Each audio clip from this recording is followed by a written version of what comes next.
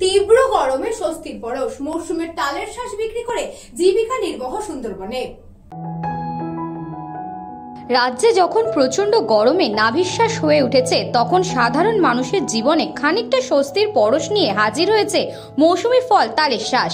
বিশেষ করে উত্তর চব্বিশ পরগনা জেলার সুন্দরবন অঞ্চলের হিঙ্গলগঞ্জ এলাকার বিভিন্ন প্রান্তে এখন রাস্তাঘাটে দেখা যাচ্ছে তালের শাঁস বিক্রেতাদের ভিড়। কচি তালের এই রসালো শাঁস তৃষ্ণার্ত পথচারীদের জন্য এক অনন্য স্বস্তির উপকরণ হয়ে উঠেছে।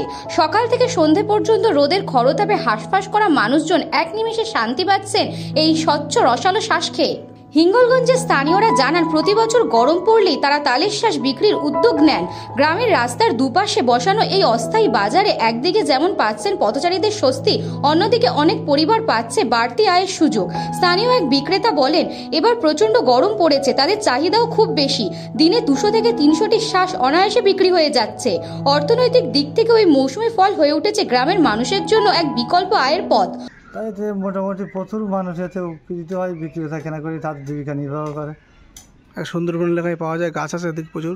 এদিক সুন্দরবন এলাকায় তাল গাছ আর খাজুর গাছটা মোটামুটি প্রচুর হবে। এই তালের শাঁস মূলত এই বিক্রি করে মানে ইনকাম হয় তো বছরে নাকি? হ্যাঁ, প্রচুর ইনকাম হয়েছে। হ্যাঁ, মোটামুটি তাদের সংসার চলে যায়। হ্যাঁ, তাদের সংসার চলে যায়। কতজন করে এই কাজ এলাকায়? এলাকায় প্রচুর লোক করে।